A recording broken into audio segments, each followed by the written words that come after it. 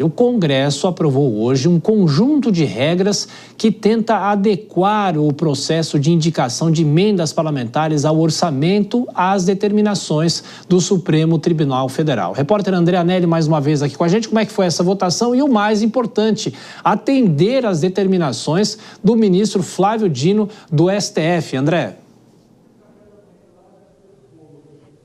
Isso mesmo, Tiago. O projeto de resolução que estabelece novas regras para a execução das emendas parlamentares foi aprovado aqui no Congresso Nacional em sessão conjunta dos deputados e senadores. Foram 361 votos favoráveis e 33 contrários na Câmara dos Deputados e 64 votos favoráveis e 3 contrários no Senado. A votação consolidou aquele processo que resultou na semana passada na homologação pelo STF do plano de trabalho para a liberação dos recursos das emendas.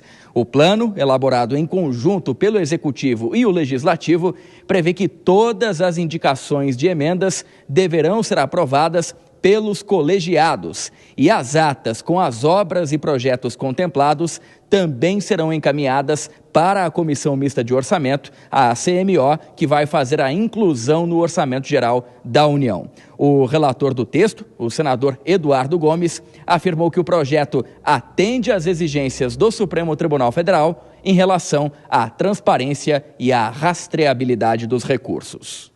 Acredito que sim, houve também uma prorrogação da vigência da atual Comissão de Orçamento, justamente para a gente sair desse impasse e conseguir finalmente aprovar o orçamento de 2025, já que nós estamos no mês de março e ainda estamos com a execução orçamentária de 1/12, por não termos o orçamento de 2025 vigente.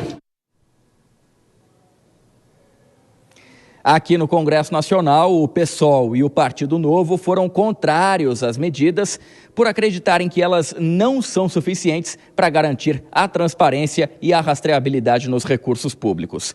O ministro do STF, Flávio Dino, ele que é o relator da ação na Suprema Corte que suspendeu o pagamento das emendas parlamentares, comentou que a solução encontrada para o problema está longe do ideal, mas, na visão dele, passos concretos foram dados em nome da publicidade do emprego da verba pública. Eu fiquei sabendo, Tiago, que a nossa amiga Dora Kramer está ansiosa para comentar essa aprovação das regras de emendas aqui no Congresso. Pois é, mais um capítulo dessa história. Tudo ainda não está decidido totalmente. André, bom trabalho para você. Vou chamar, claro, a Dora Kramer, o Cristiano Vilela também.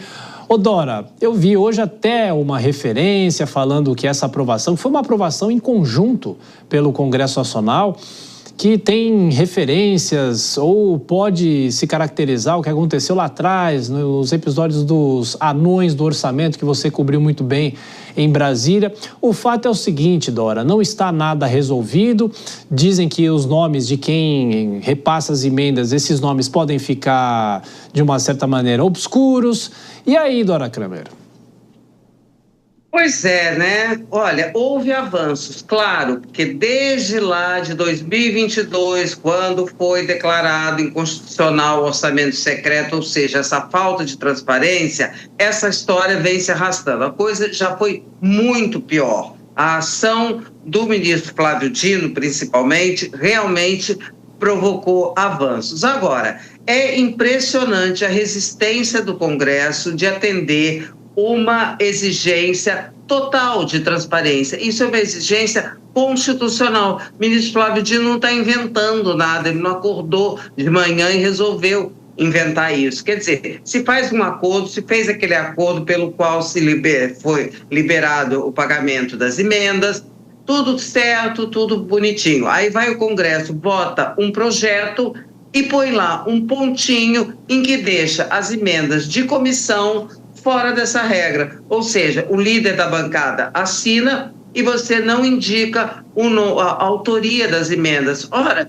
isso é falta de transparência. Portanto, não foi cumprido. O acordo não está sendo cumprido, não é? Então, eu acho uma provocação. Não sei se o tribunal vai reagir assim. Me parece essa declaração que o André Anelli nos traz, do Flávio Dino, me pareceu ali muito anódina, muito mansa. Talvez ele aceite, talvez ele deixe passar. Mas vamos ver se o Novo ou o PSOL não vão fazer algum tipo de demanda no Congresso e se isso, de repente, se houver algum posicionamento mais duro do tribunal, se isso não vai afetar a votação do orçamento marcado para a semana que vem.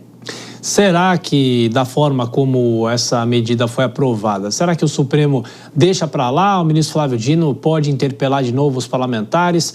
Pode considerar essa matéria inócua, talvez, Vilela, porque não cumpriu o que se acordou com o Supremo? Pois é, Thiago, eu vejo que o Supremo não vai deixar barato, não.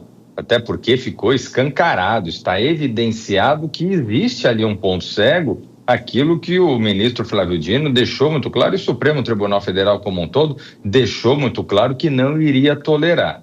Eu vejo que nesse momento foi dado ali um prazo de 30 dias, então haverá ali aí a possibilidade de se formalizar essa aprovação efetivamente, de ter num segundo momento a provocação, provavelmente do Novo, do PSOL, de legendas aí que costumeiramente fazem esse tipo de provocação, e aí sim, depois, talvez até depois de já ter aprovado alguns temas importantes, como a questão orçamentária, por exemplo, aí sim, eu não tenho dúvida que o Supremo Tribunal Federal vai chamar a atenção com relação a esse ponto e vai ficar evidenciado o descumprimento daquilo que havia sido acordado previamente.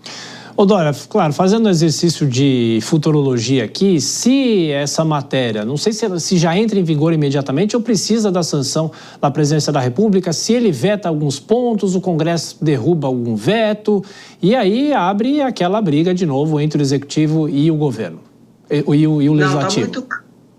Está muito claro que tem aí uma aliança entre o Legislativo e o Executivo, né? Por isso é que o Supremo resolveu dar uma aliviada temporária, porque é o que traz o Vilela. São 30 dias. Vilela, eu não tinha me dado conta disso. É verdade, realmente não deve ter efeito sobre a votação do orçamento, porque sempre pode se alegar que, olha, está dentro do prazo de 30 dias, tal, e aí não ficaria mal para ninguém. Mas o Executivo não tem o menor interesse em contestar qualquer coisa, porque precisa desse orçamento. Imagina se ele faz qualquer veto, isso faz uma briga e isso afeta o orçamento. Então, eu acho que por causa disso não haverá nenhum problema ali no Executivo. A questão é, passados os 30 dias, é o que o Vilela diz, aí na revisão, que já estava previsto no acordo, né, que haveria uma revisão, aí eu acho, também concordo com ele, que o ministro Flávio Dino vai pontuar essa questão, dizer, moçada, está faltando aqui, não foi cumprido esse acordo.